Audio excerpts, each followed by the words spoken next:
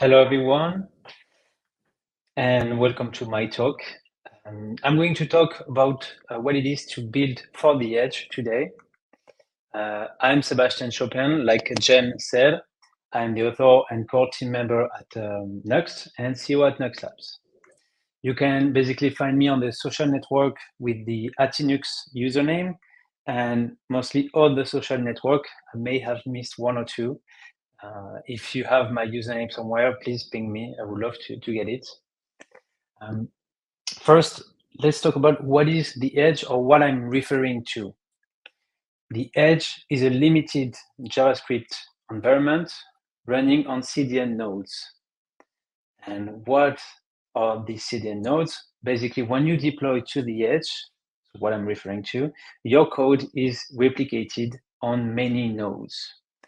And this map and each green dot is a node on the Cloudflare network. It's more than 250 locations. So when you hit the address bar, your website, it will go based on your location to the closest node. And that's where it was mostly based for CDNs. So all the static files are there. But since 2017, they started to work on something called Worker that allow you to execute JavaScript into these nodes. So it renders quickly and is cheap to host. It runs milliseconds from your end users. It has 0 milliseconds cold start compared to what we saw at the beginning with AWS Lambda, where you have to warm the function. This is not the case here. It's different. You don't have any server to maintain. It scales automatically, and it's affordable. Here I'm taking Cloudflare as an example. You have 100,000 requests per day for free, and then you pay for 30 cents per million requests per month.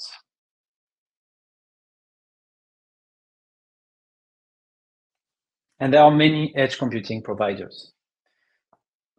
I can mention Cloudflare Pages/Workers. They're trying to unify the two of them. AWS Lambda Edge, Dino Deploy, Fastly Compute, Wasmer Edge, and we also see Vercel Edge functions based on Cloudflare and Netlify Edge functions powered by Dino. But the Edge runtime has limitation. Like nothing is too beautiful. It needs some drawbacks. And to better understand in order to run to the Edge, they're using V8 isolates in the case of Cloudflare, and it only runs a subset of Node.js and browser APIs. So let me click on that link and see how it looks like.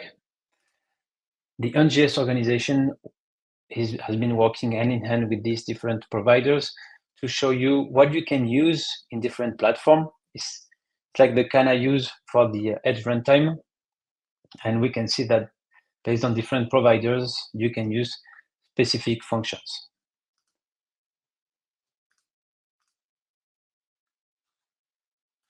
Then the total server size limit is quite small. So for example, on Cloudflare, we're talking about 10 megabytes maximum limit.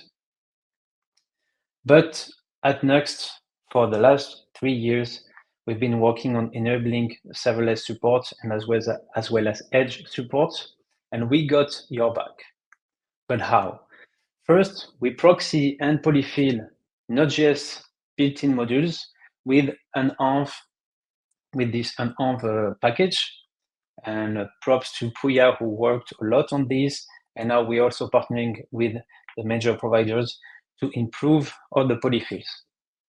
And this is the list of Node built-in module that we either polyfilled or mocked. We also produce an optimized output when you build your application for production. So here I'm building my application for production. And what it's going to create is it's going to create a .output directory. And inside this .output directory, you have your public assets and your server assets. Inside these server assets, you also have a node module directory. And it's not a copy-paste of your current node module directory. No, we trace all the dependencies that your code actually use and only include the required files. And it is using Vercel NFT package for that. And if we take an example of this .output directory, here I'm deleting the main node module project to show you that when running the application and starting it in Safari, it's working perfectly. And this .output directory is about, let me go back a little bit. The total size is 1.83 megabytes and less than 1 megabyte gzip. So it works perfectly. Your whole Nuxt server can work in the edge, on the edge. But it's not all. We also worked, when working from Nuxt 2 to Nuxt 3, to code split the server routes. We already code split your pages, your view pages. So we only load the necessary JavaScript when we server render a page of your application, but we also do this at the server level. So this means that when I start my production server and I hit an API route, it will only load the chunk for this API route. So if I hit this API route again, it won't load the chunk. On the serverless environment, it may load every time, but you can see that by loading only the necessary chunk, we're about 4 milliseconds start here. And when I hit the landing page, it will load more chunks, the style, the server renderer for view, and more, and the component rendered for the page. Let's take a look at the Hello World Cloudflare Worker code. And as you can see, it's not a simple Node.js server. It has a specific signature, similar to a service worker for the browser. And for that, when we worked on this new version of Nuxt, Puya decided to work to extract this core and call it Nitro. You may have heard of it. It's also used on other meta framework. I know Minko is talking right now. So on the Angular side, we have Analog.js, also powered by Nitro, and Solid Start recently, also powered by Nitro. And Nitro gives us a beautiful feature, which are called presets. So when you build your application with a specific preset, Nuxt will automatically convert this output directory, Nitro and Nuxt, to the predefined format. So let's see a quick live demo to explain how this works. So this is my basic Nuxt application that I can start. I need to remove this module.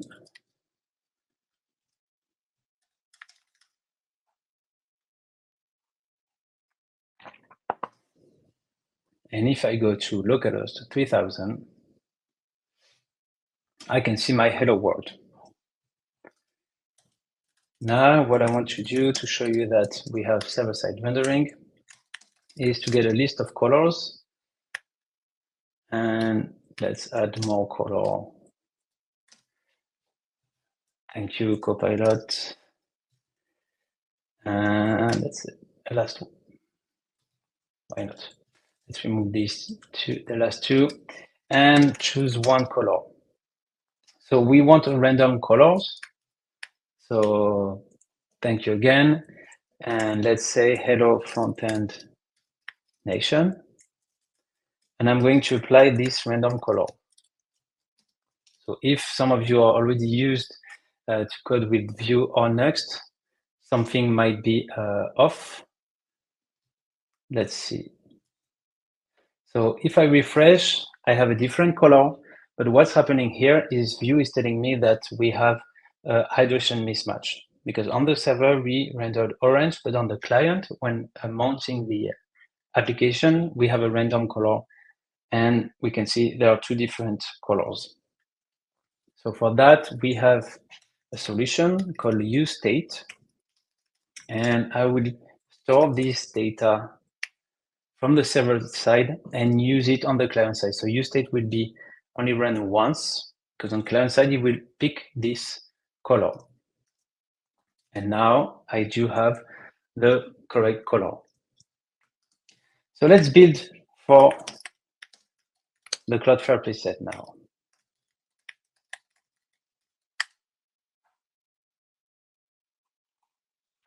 Instead of having this dot output directory that we've seen, we can see now a dist directory, and we have these public files directly. This is all our public and client JavaScript and CSS.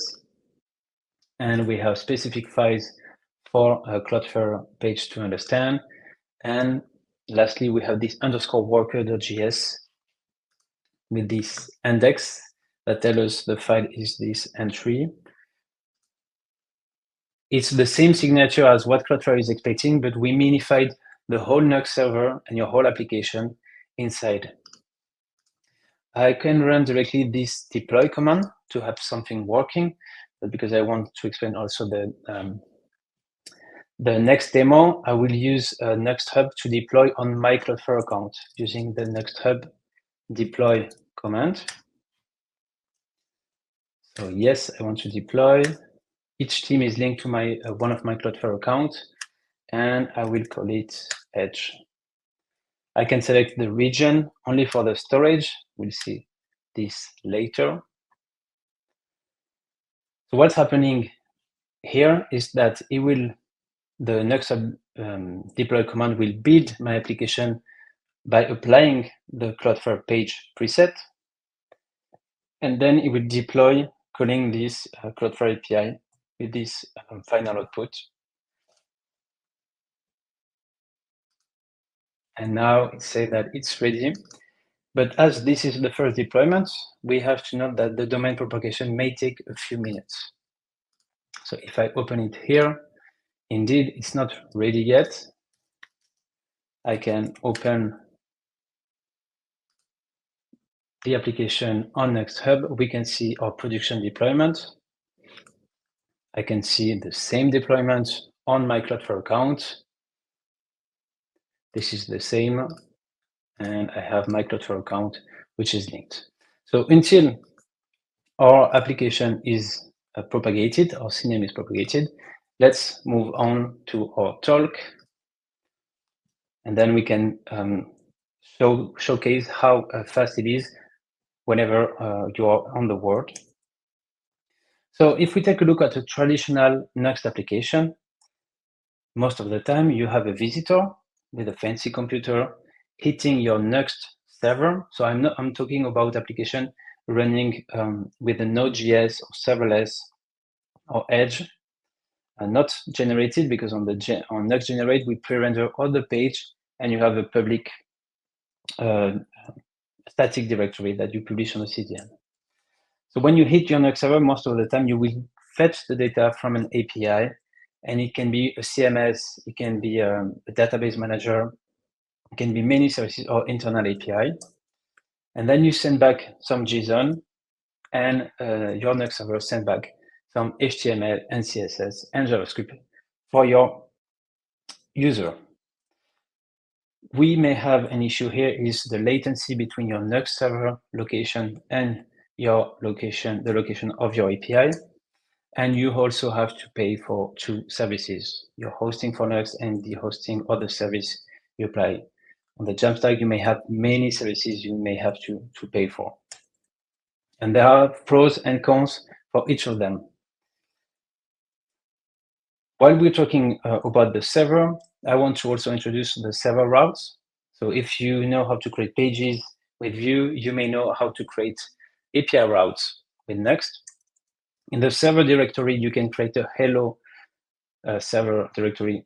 Then you create an API directory, and each file will be mapped to a route. You can also create a dynamic routes using the brackets, similar to the pages directory. You can also have several routes directory, very useful if you have a dynamic sitemap. It can be also for robots, it can be for image generation, anything you want, and server middleware, similar to the page middleware. The API route format is based on Nitro and H3, which same is used on other meta framework. You can get the path of the request, the params, so if it's a dynamic route, the query parameters, the body, and this is how you throw an error whenever you are in your lifecycle, and it will send back the correct status code and the message and stop the request to run. And you can return either a JSON, text, a buffer, or the new response using the new response API to follow the standard. We also have what we call hot module replacement, which has been hard work from Nuxt 2 to Nuxt 3 thanks to Nitro. So if you change your API route, it's not completely hot module replacement as you need to refresh to call again your API, but the whole Nuxt server won't restart. That was the case for Nuxt 2, where you have to wait for your Webpack build to finish. Here you can work side by side on your Vue app and your API without having to wait from the other. And we have end-to-end TypeScript support. So when you have an API route and you want to call it from your Vue pages, you can use the useFetch composable, and it will list your API routes you have. So let's select the project, and here I'm pretending that I'm fetching the number 3. And in my template, I can directly refer to my project and have the auto-completion based on the types that has been sent, that has been defined on my server. That's the advantage of having a full stack framework. It feels like RPC. But on top of this, we have what we call function calls during server-side rendering. So during server-side rendering, calling useFetch or $fetch for your Nuxt server routes will emulate a request. So it won't go out of the network. It will call directly the piece of code that you defined in your server routes, saving HTTP round trip and bandwidth. And it works even if your API route call other internal API routes. It's like server functions, but you can keep writing REST API routes. So this means your Nuxt application, which has several routes, several API routes, you can also query these API routes from your mobile app or your other Nuxt application. We also have a Nuxt DevTool integration. In case you don't know, we have a DevTool that is shipped with Nuxt. And inside of it, we have a server routes tab where you can query your API route. When you create a new file, it will automatically appear here and tell you, based on the suffix, if it's a get, post, put request.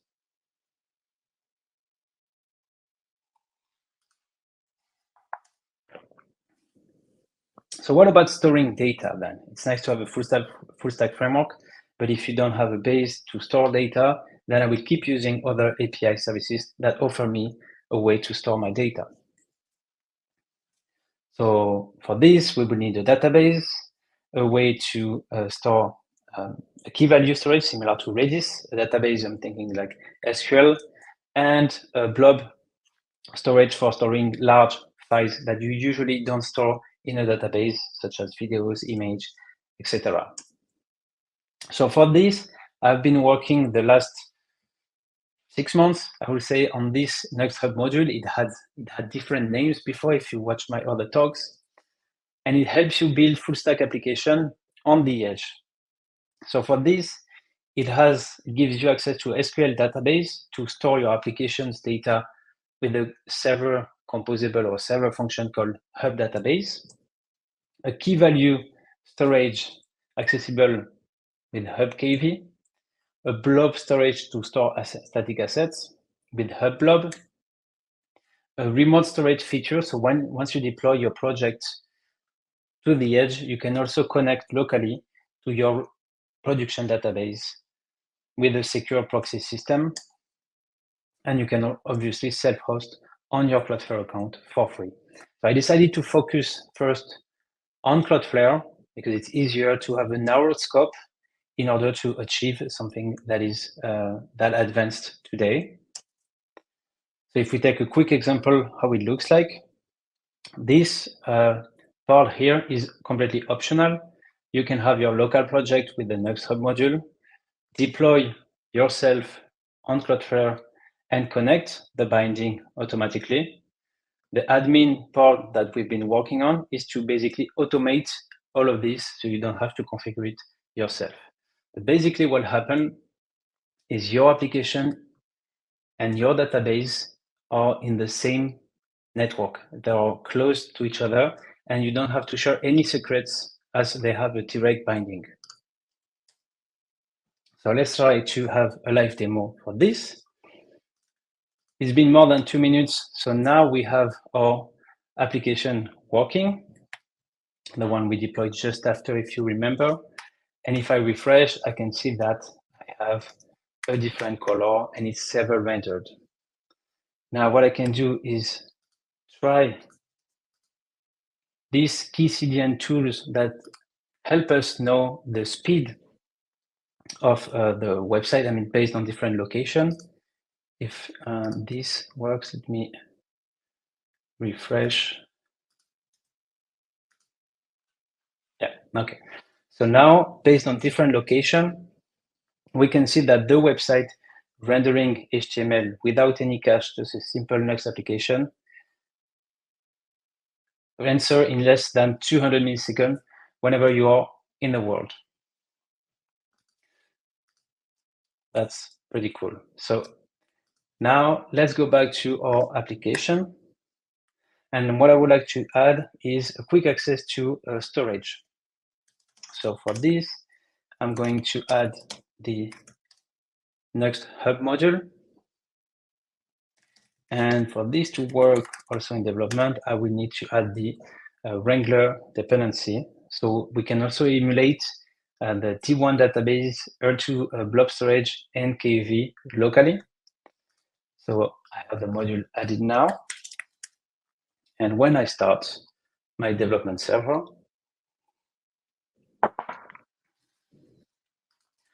I can see the same application working, and it tells me that it's using a local storage from Data Hub.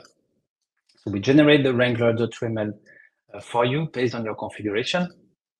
What I want to do as a demo is adding a blob storage so we can upload image. And for this, I'm going to add input type file and on change on file select. We'll say on file change as well. And then an async function on file select, getting the event here. And I want to upload my file here. So how does that work? If I'm going to read quickly the doc on Nuxt Hub, the blob storage that allows me to store and upload images. So what I want to have is to list my images. So for this, I'm going to create my first API route called API image.get.ts that will list my images. So let's use the DevTools. Now, I can see that I have my images API route, and it tells me that I have no blobs. So for the purpose of no, let's keep it like this. So let's have data here equal await use fetch. So let's list all our API images. And I can see that data is a ref, and I have my object with blobs inside. And what I want to do is similar to this. So data.blobs. And my image is going to be /images and image.passName. And let's remove the key for now. As I don't have any images, I can quickly test with using the Hub Blob tab. So I'm going to drag an image And if I refresh here, so let's see. Oh, I can use one image, but I don't have these routes that exist. So in order to serve my blob, I'm going to create a route, which won't be prefixed by /API, and call it images. And I want to get the path name .get.ts here. I export my event handler. I'm using a blob, and I want to serve my event to send back my blob as a stream. And in the context, I can get my params path name as a string. It should always exist for the purpose of this demo. And I can see that I have my image listed here. We are missing one thing here, is how to upload my file. So let's create upload.post.ts API. This is a quick snippet I have for the purpose of this demo. And we have a method to help you handle the upload, where you specify the event and some keys to ensure the validity of the blob. So you can say max size here, 8 megabytes, and the types should be image, PNG, or JPEG. On the upside, now I want to upload my file. I know my API route. So what I'm going to do here is call use upload. I'm giving the path of my route. Wait, and then I need to give the data, the input element. So I have event.target here. And lastly, once it's uploaded, I want to refresh the list of images I have, so I can call the refresh method. Let's see if this works. So uploading this image, and now I can see that I have my second image there, and I have it also in my dev tool. So now that I'm uploading again using the Nuxt deploy command, it will build this application again using the Cloudflare page preset and deploying to my Cloudflare account. But why deploying it? Next Hub, we know that we need a blob storage, so R2 bucket. It will create the R2 bucket for me, attach it to the worker, so automatically it will use the correct binding. So let's go to edge.nuxt.dev. I can see that I have no image here because I'm in production. Let's upload one image. It's good, I have it. I can also do something here to showcase the remote storage, is the ability by adding a suffix --remote to my command to connect to my production database, or here I have the storage. So locally, now I have exactly the same images. So if I refresh, it's using my production storage. And lastly, I can manage my application with an admin interface to see the blob storage. I can also delete it, or I can see my R2 bucket on Cloudflare directly with a quick shortcut. Someone uploaded a smiley face, it seems so. So let's refresh. Nice. Thank you for participating on this talk. Don't upload. I will anyway delete this image, but don't upload too many things. And that's it for the live demo. Quick thing I want to showcase is the speed. Nice. The speed of one application I have, which is the to-dos. So another one is we did authentication with a database. And this is my talk. This is done. We have server-side rendering. You can log in with GitHub. And if we take a look at the function metrics for the last week, the median CPU time, so basically it takes for 75% of the request 50 milliseconds to render each request over the world. And it's basically free so far. So that's why I'm very excited about this. You can obviously go on hub.nuxt.com to try it out. Like I said, it's completely free. You can self-host on your own Cloudflare account. The admin is a product that you can use if you need to save more time and collaborate with the remote storage. It's open source. You can go on github.com/nuxt-hub/core.